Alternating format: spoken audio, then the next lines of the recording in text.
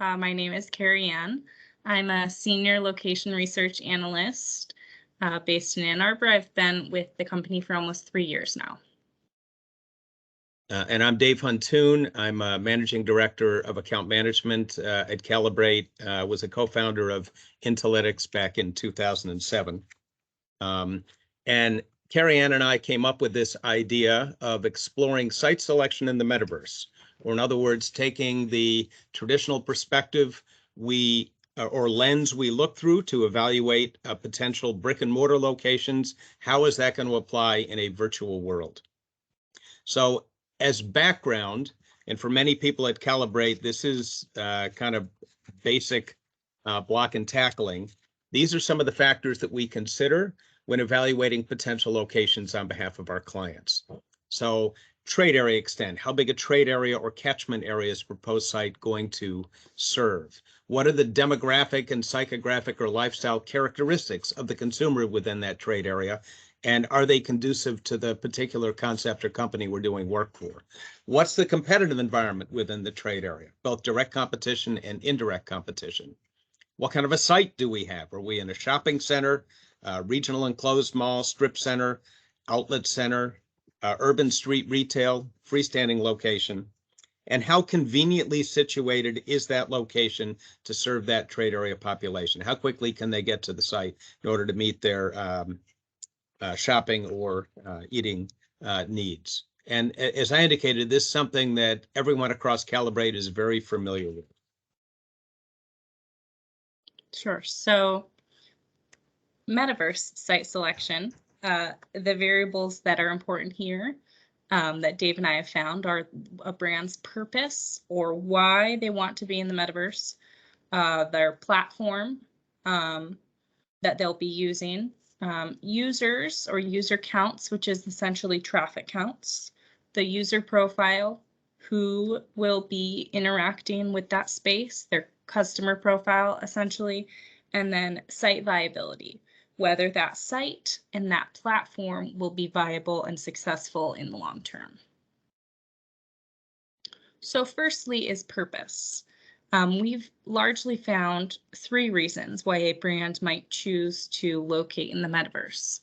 The first is brand marketing, or just to have an extension of the brand's current marketing strategy and increase brand exposure.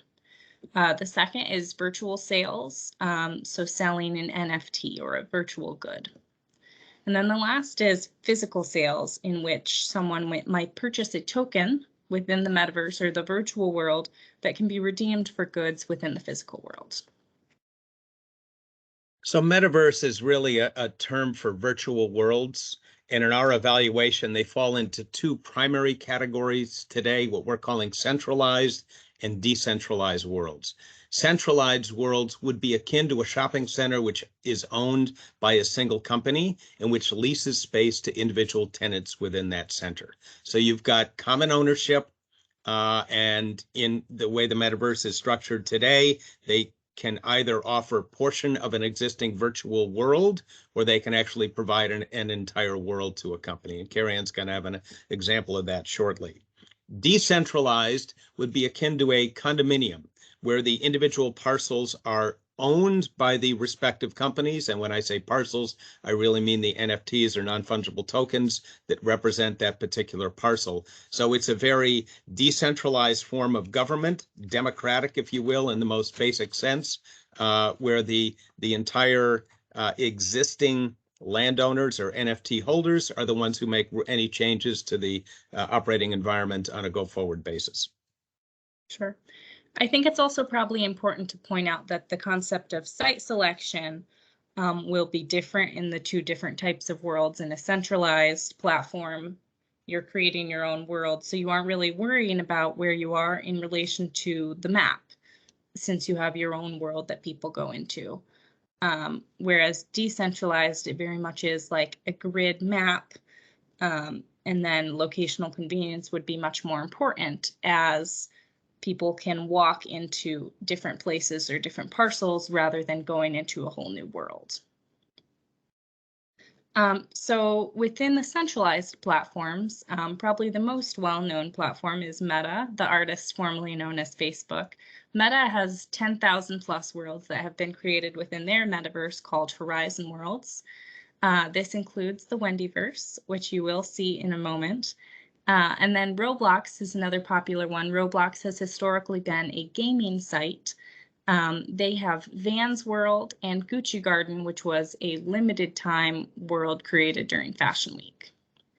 Of the decentralized worlds, the most popular is called the Sandbox. It has 166,000 parcels. Within that, the Snoop Dogg estate has received a lot of press and buzz. Decentraland is probably the second most popular. It has about 90,000 parcels. And then Axie Infinity and Somnium Space are also popular players in the decentralized worlds. So here we have a demo of the Wendyverse. Wendy's was actually the first brand to go into Meta's Horizon Worlds.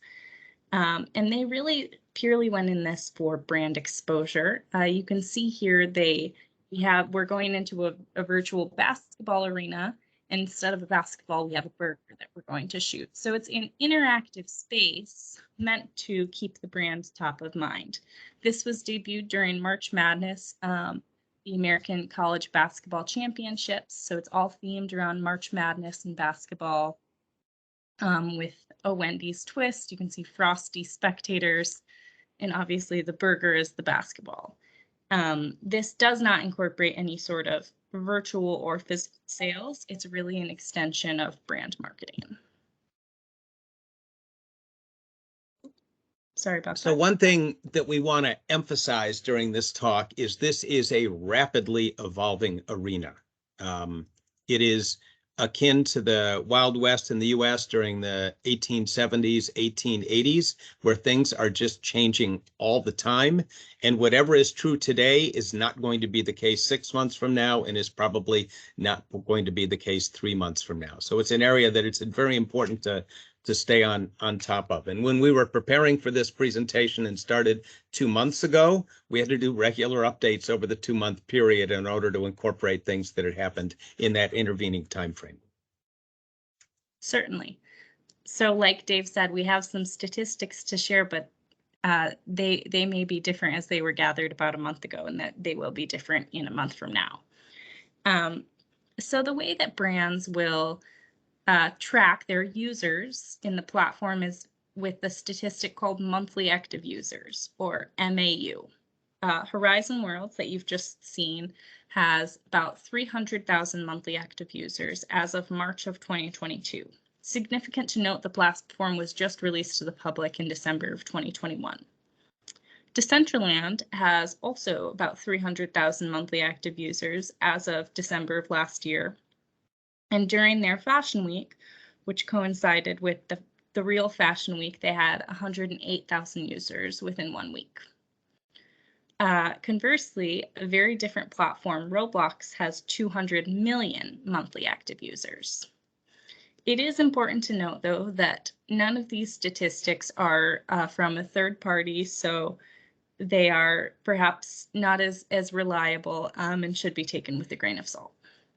We've provided some brick and mortar comparisons of monthly average users or shoppers in these instances, merely to provide some context as to how the two compare at the present time.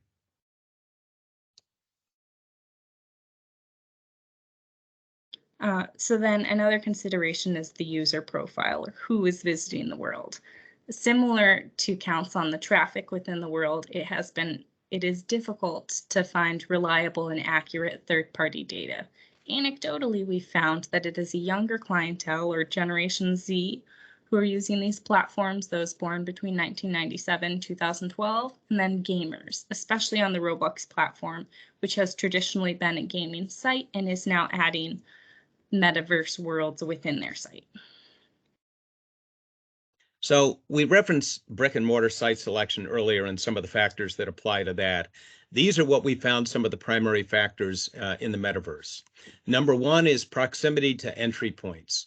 And particularly in some of the decentralized worlds, when you enter with your avatar, you typically come into a given location or central square.